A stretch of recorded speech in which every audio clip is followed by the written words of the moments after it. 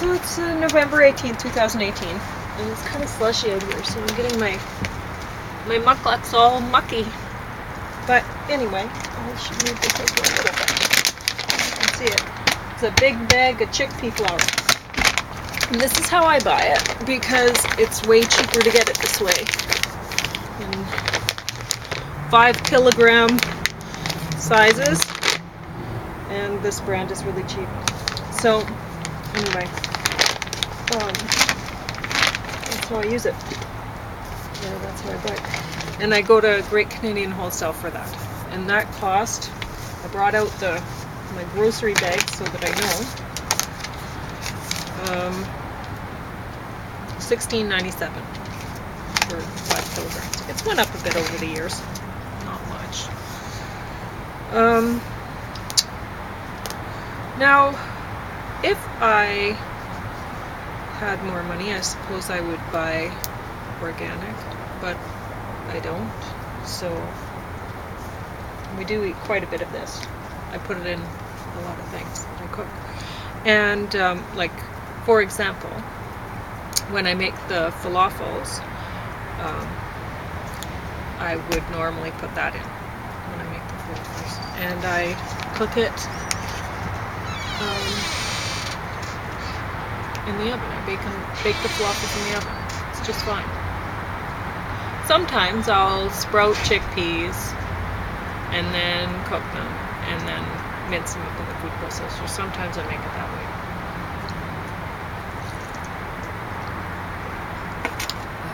And that way you don't even have to cook it afterwards, you know. You could just eat them just cold.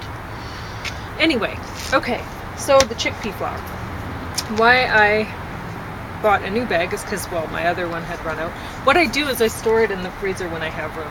And if you get it this time of year, you can just store it in the porch. Just make sure it's in containers that, say, won't attract rodents or something like that. But anyway, that's where most of it'll be. And just to make sure it stays good and fresh. Because when you buy things that are already ground up, they tend to not keep as long, right? So anyway, this book is due back. Somebody put it on hold, so it's due back in a couple days, so I have to frantically get the rest of my use out of it from the library. And I'm going to be making this recipe on page 82 for shan, or chickpea tofu, and it calls for chickpea flour. So this book, you have to actually weigh out the ingredients. You have to have a scale or whatever. Anyway, so I'm going to try that out, and I'm hoping, like this, they suggest searing the tofu afterwards and then eating it on a salad or whatever. What I want to do with it is I want to try to use it as like a skewering kind of cheese, right? So we'll see if it works out, as I've never made this before, and I'm kind of excited. I'm hoping it'll work to skewer, and then it'll be my next year when we barbecue. We'll be using a lot of shan, I think, when we barbecue. So anyway, I also, like, our grocery trips, it's either produce or things like nuts and seeds and stuff, and that. So where did the receipt go? James goes through loads of sunflower seeds. I don't know. He didn't put the receipt in here. I don't know what he did with it. So I can't even tell you how much this was. But we bought quite a bit of it, and I will be keeping it in the fridge because it's ground up. And I have to make sure it's really well sealed, or it'll take on, because fats will take on the flavor of other things, that I don't want this ending up tasting like the fridge or like whatever I put in there. So it's going to have to be sealed up. Or I could put it in the freezer, I suppose. My family, my mom would buy big sacks of almonds, and she'd store it in the freezer. And that I'd eat them as a snack. I'd take them along to school with me. Anyway, this is walnuts. And the reason, like, normally I've never bought ground walnuts before. I just buy them whole, and then I cut them up to whatever size, or I have a food processor, so it doesn't. But So it's easy, right? Anyway, but we got them ground this time because they were, I think, $1.33 100 grams at Bulk Barn. And no, I don't use my own containers when I go to Bulk Barn. I still get the bags because I have use for the bag anyway. So, yeah. But anyway, so this one's pecan ground up, and I can't remember. I think that was $1.80 something. I don't know. But you'll notice that a lot of these recipes for the vegan cheese, you can roll them. Well, you could do any like that, but you can roll them in nuts when you're. I'll see if I can find one where they specifically call for that. But anyway, when you're making a softer kind of vegan cheese, or like a, I can't find one, but say if you made this one like this cheese log kind of thing, you could put the chives on the outside. My chives are still alive in the garden. I could do that. Or you can roll them in nuts. It's a good thing to do with that. So if you're borrowing that from the library, you can get ground nuts for really cheap at Bulk Barn right now. So that's great.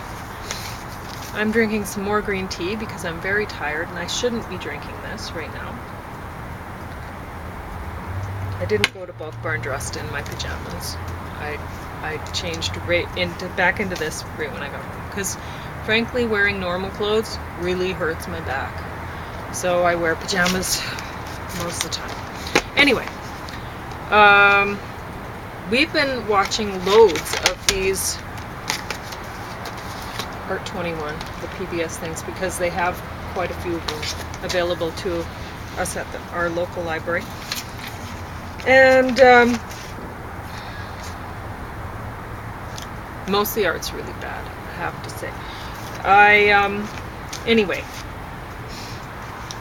I don't want to say that much about it. I like to focus on the positive things. So I don't know if that was that. I like the one where I don't know if it was Laurie Anderson. I'm not sure. It was the woman who did photos of her children. I liked her. And that was in seasons 1 and 2. And I liked, I really liked Gabrielle Orozco's work. It was great. Now, most of the time, I would say that while you're watching the people talk about their work, there's a lot of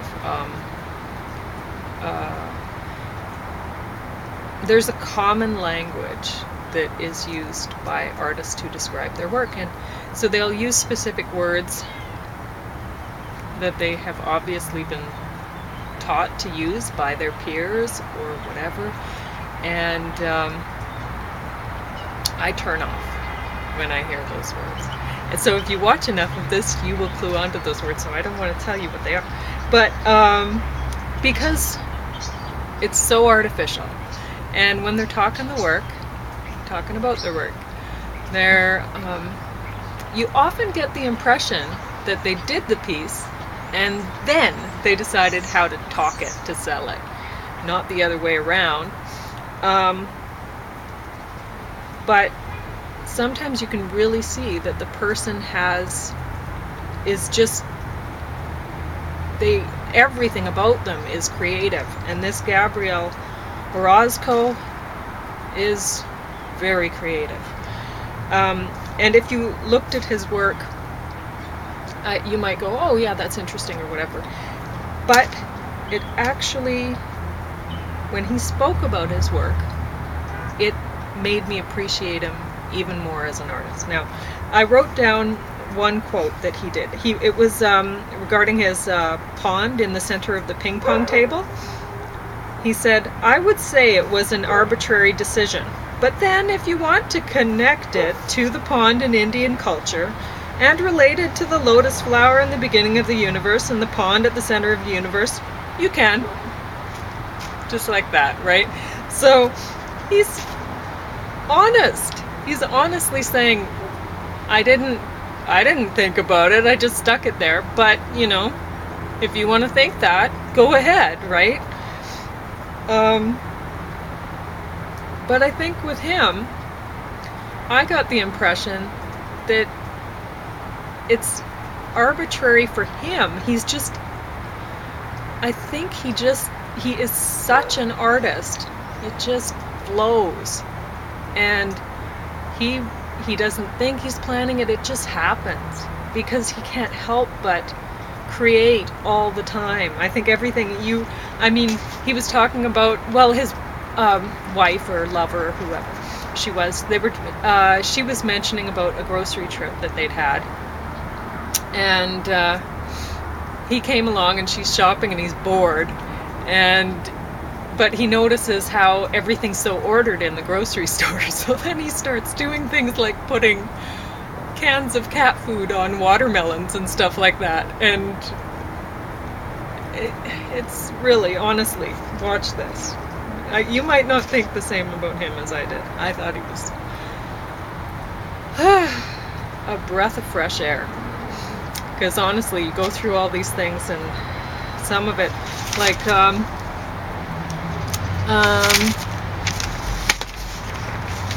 Mark Dion is the most offensive artist I've seen yet, and that was from season 4. He took a huge fallen hemlock and a bunch of insects, moss and fern, soil, etc. from a protected area. How did he get permission? He did it in the name of ecology and art, but this is a perversion of both. It made me sick. And James felt pretty much the same way, but he seemed more concerned about how much it must have cost to move the tree in. And I mean, this big semi hauling this tree and all of the people putting this thing, honestly, that was ridiculous.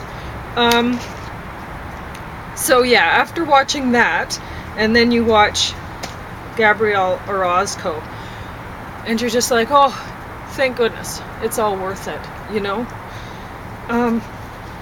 Or at least that's how I felt. Also on this disc, Tim Hawkinson's Emoting Face was also really interesting. Now, I've went through a lot of these lately, and anyway, they're worth watching. And make notes. This was excellent. So that's Still Alice. Julianne Moore, Alec Baldwin, Kristen Stewart. I don't want to give any of it away, but there's one part that's just heartbreaking. And when she's doing a repeated thing, because she can't follow through to the end, she can't remember enough. Whew. And I didn't even think I'd like that movie. Billions Season 2. It bothers us to watch it. We can't watch this. I have one thing to say about the PBS videos, and this is the PBS videos in general, but the Art 21 series, I'm getting really frustrated having to select each show. Play all, PBS, play all. That should be the automatic thing that when you stick the disc in, you just have to hit it once. Because then when I'm busy, what I've been doing is reading books about Wicca, and before that I was doing some art, and I'll be doing some art again and watching this once I'm done the Wicca stuff. Well, anyway, and I just want to turn it on. I'm busy. I don't want to have to be clicking. Or a lot of how I watch TV, I put it on and I start cooking or something. I don't want to have to come back. I just want some noise on for the dogs so that they hear a call. Anyway, so the Zuzus, season 1, terrible. They also they have a play all button, but you have to move your cursor or whatever. What would you call it? The select button. You have to move it to get to the play all thing. So it goes to the first thing, and the first episode, you press play, all you get is the first episode, and then when it is done that, it goes back to the first episode. Some DVD makers are smart enough that once it finished that that first one, it goes to the second one. So then at least you only have to hit play. You don't have to select down. Not these guys. Anyway, not PBS either. But this was very disappointing because I love the idea of a story of a girl with her talking hamsters. But I don't know if the makers of this video were thinking, we don't want parents or babysitters not doing the job and not caring for the kids and just press and play all and going and doing whatever. Maybe that's why they didn't do the play all thing. But honestly, play all. Because if any parent has picked this out for their children to watch, they're not a good parent anyway, because this is a terrible show. So play all, because that's your audience. She does things like at one point, one of the hamsters is in one of those hamster balls that everyone's had if they've had a hamster, where they run around the house just in the ball, and eventually, if you don't figure it out that you need to put a baby gate at the top of the stairs, down they go, and somehow they live through the experience. But anyway,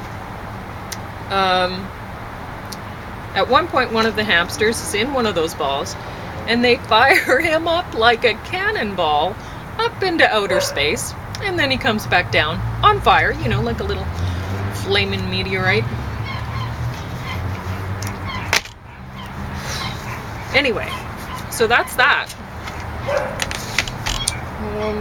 So I guess I better get my tea finished and then get started on some cheese making. Vegan cheese.